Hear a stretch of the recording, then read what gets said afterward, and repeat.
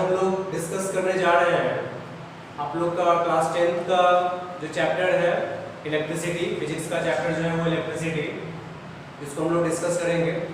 तो इलेक्ट्रिसिटी जो है वो दो ब्रांच में बटा हुआ है। इलेक्ट्रिसिटी जहाँ पे हम लोग पढ़ते हैं ये वो ब्रांच ऑफ फिजिक्स है जहाँ पे या तो चार्ज एट रेस्ट या चार्ज इन मोशन, उसके बारे में हम लोग डिस्कस करते हैं। ठीक है, तो दो ब्रांच में बटा हुआ है, जिसमें से एक ब्रांच जो होता है वो है स्टैटिक इलेक्ट्रिसिटी और जो दूसरा ब्रांच है इलेक्ट्रिसिटी का वो है करंट इलेक्ट्रिसिटी। तो these are two branches of electricity in which static electricity is the electricity in which we discuss about charge at rest. Static electricity का मतलब होता है वो इलेक्ट्रिसिटी जहाँ पे चार्ज जो है वो रेस्ट में होता है। ठीक है, और करंट इलेक्ट्रिसिटी जो है वो ब्रांच ऑफ इलेक्ट्रिसिटी है जहाँ पे चार्ज जो है वो मोशन में होता है। ठीक है, चार्ज स्टैटिक इलेक्ट्रिसिटी में चार्ज एट रेस्ट है और करंट इलेक्ट्रिसिटी में चार्ज इन मोशन है। जैसे कि इसका एग्जांपल के तौर पे जो हम लोग किसी भी पेन पेंसिल को जब हम लोग रब करते हैं तो उसमें वहाँ पे चार्ज जनरेट हो जाता है, जिसकी वजह से वो पेपर के पीसेस को अट्रैक्ट कर देता है। ठीक है, तो वो चार्ज जो है उस जगह इस एंड से अगर हम रब किए हैं तो इसी एंड से वो अट्रैक्ट करेगा, इस एंड से अगर इसको हम करेंगे तो वो अट्रैक्ट नहीं करेगा। क्यों? क्योंकि वहाँ पे चार्ज जो आया अपीयर हुआ वो चार्ज स्टेशनरी है, स्टैटिक है, स्थिर है। ठीक है, वहाँ पे चार्ज जो है वो रेस्ट में, वो चार्ज ट्रैवल नहीं किया। तो ये ऐसे ही इलेक्ट्रिसिटी को बोला जाता है स्टैटिक इलेक्ट्रिसिटी। तो स्टैटिक इलेक्ट्रिसिटी का ये एक एग्जांपल हुआ, जो चार्जिंग बाय फ्रिक्शन रबिंग जो है वो इसका एक पार्ट हुआ। और चार्ज इन मोशन की अगर हम लोग बात करते हैं तो चार्ज इन मोशन की जो हम लोग बात करते हैं तो वहाँ पे ये आ जाता है जैसे कि डोमेस्टिक सर्किट वगैरह सब जो होता है उसमें जो वायर में जो करंट जो फ्लो कर रहा है, चार्ज जो फ्लो कर रहा है वो है चार्ज इन मोशन का, करंट इलेक्ट्रिसिटी का वो पार्ट। ठीक है, ये दो ब्रांच है इलेक्ट्रिसिटी का। तो इसमें अब जो हम लोग जब यहाँ पे चार्ज की जो हम लोग बात किए तो सबसे पहले तो हम लोग डिस्कस करेंगे चार्ज की बात डिस्कस करेंगे, चार्ज को हम लोग डिस्कस करना है। हम लोगों को इस चैप्टर में जो मेनली जो डिस्कस करना है वो करंट इलेक्ट्रिसिटी के बारे में हम लोग को पढ़ना है। ठीक है, उसके बारे में हम लोग को डिटेल में डिस्कस करना है। तो वो जानने से पहले सबसे पहले हम लोग डिस्कस करते हैं चार्ज के बारे में। चार्ज जो कि इसको हम लोग डिनोट करते हैं कैपिटल Q या फिर स्मॉल q से डिनोट हम लोग करते हैं। चार्ज का ऐसा यूनिट की अगर हम बात करते हैं तो वो होता है कूलम, जो कि साइंटिस्ट के नाम पे ही है। और ये चार्ज एक स्केलर क्वांटिटी है। स्केलर क्वांटिटी मतलब इसमें केवल मैग्नीट्यूड है, डायरेक्शन नहीं है, डायरेक्शन डिपेंडेंट नहीं होता है। उसके अलावा फिर अब चार्ज से रिलेटेड कुछ प्रॉपर्टीज है, जैसे चार्ज जो है उससे रिलेटेड एक बहुत इंपॉर्टेंट है law of conservation of charge. Law of conservation of charge क्या कहता है?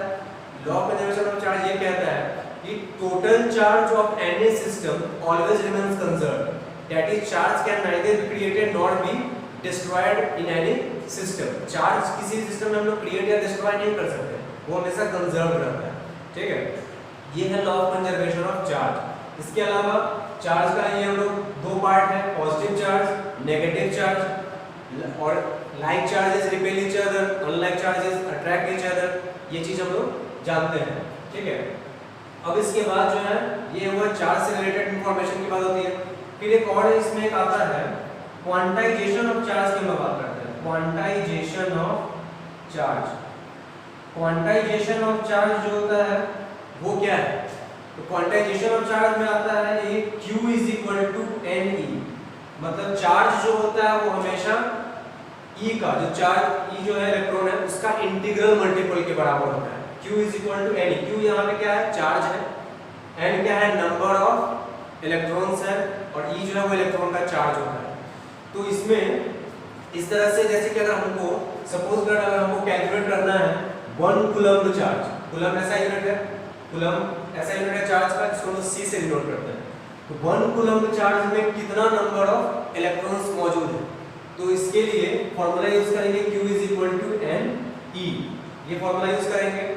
Q यहाँ पे 1 लिया गया है, N हमको कैलकुलेट करना है, E जो है इलेक्ट्रॉन का चार्ज जो कि 1.6 × 10⁻⁹ होता है। ये एक इलेक्ट्रॉन का चार्ज होता है, वो तो माइनस में होता है लेकिन यहाँ पे माइनस नहीं लिखेंगे क्योंकि नंबर ऑफ इलेक्ट्रॉन्स तो नेगेटिव में होगा नहीं, इसीलिए उसका केवल मैग्नीट्यूड हम लोग लिखेंगे। तो यहाँ से जब n का वैल्यू कैलकुलेट करेंगे तो 1/1.6 × 10⁻⁹ तो इसको यहाँ से डेसिमल हटाएंगे तो इस पे ये 0 आएगा।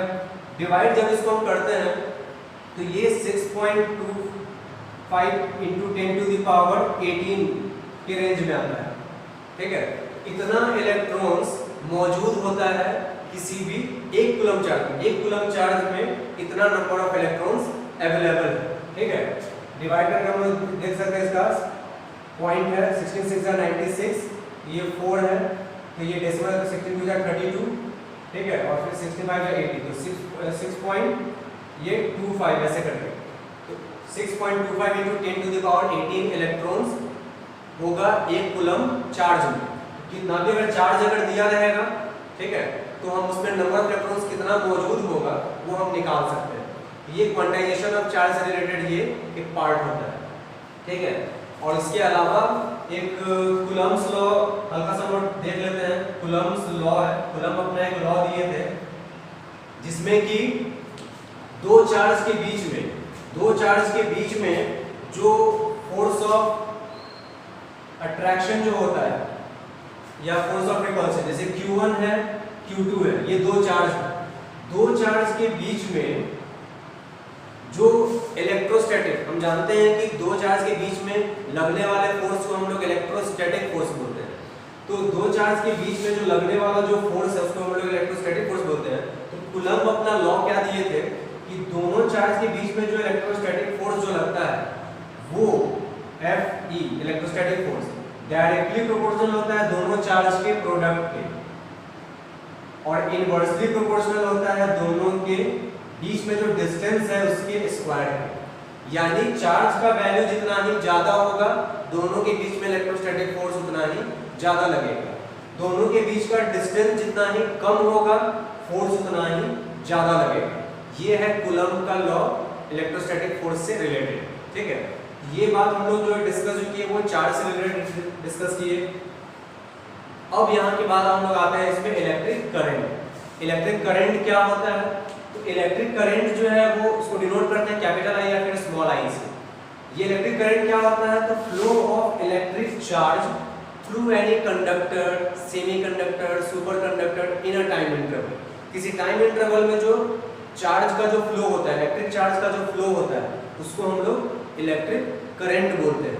ठीक है, अब हम यहाँ पे जो बात कर रहे हैं charge, flow of electric charge, तो कौन सा चार्ज? प्रोटॉन भी एक चार्ज है, इलेक्ट्रॉन भी चार्ज है, लेकिन हम लोग जानते हैं कि किसी भी एटम में प्रोटॉन जो होता है वो न्यूक्लियस के अंदर सिचुएटेड होता है, वो स्थिर रहा है। मूवमेंट में कौन होता है? तो इलेक्ट्रॉन्स होता है। तो यानी यहाँ पे जो हम लोग बात कर रहे हैं फ्लो ऑफ इलेक्ट्रिक चार्ज, वो एक्चुअली क्या है? तो फ्लो ऑफ इलेक्ट्रॉन। तो flow of electric charge that is electrons through a conductor, semiconductor, superconductor in a time interval is known as electric current. तो I इज इक्वल टू होता है Q by T, flow of electric charge that is electrons through a substance in a time interval. ठीक है, ये हो जाता है इसमें। तो और इसका ऐसा यूनिट क्या हो जाता है? ऐसा यूनिट की अगर हम बात करते हैं तो ये भी साइंटिस्ट के नाम पे है एम्पियर।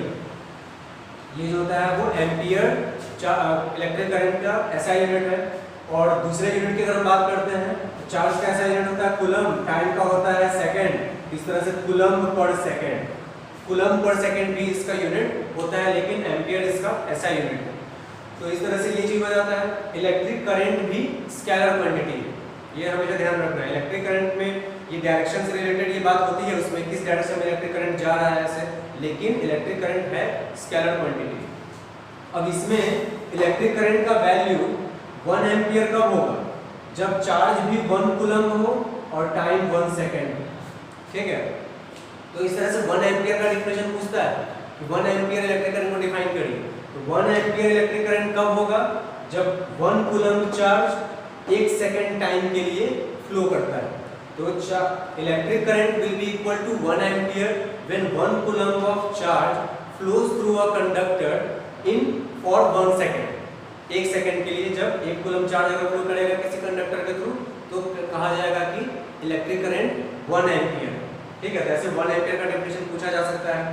उसके अलावा Q, यहाँ से Q is equal to IT ये आ जाएगा, यानी charge is equal to current into time. तो 1 कूलम्ब चार्ज कब होगा?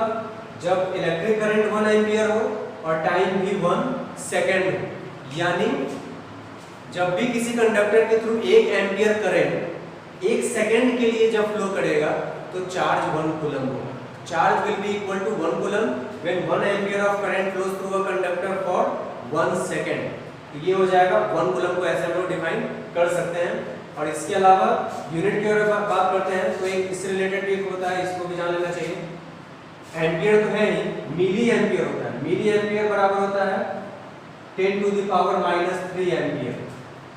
माइक्रो एम्पियर 1 माइक्रो एम्पियर अगर है वो होता है 10 टू द पावर -6 एम्पियर।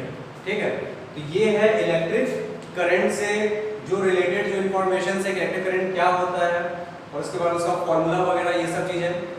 अब ये चीजें इसके बाद जो हम लोग को डिस्कस करना है, इलेक्ट्रिक करंट आखिर एक्चुअली आता कैसे है, किस तरह से होता है, किस तरह से वो फ्लो करता है, उसके बारे में इंफॉर्मेशन जो है वो हम लोग नेक्स्ट क्लास में डिस्कस करेंगे। इसको आप लोग अच्छे से समझिए।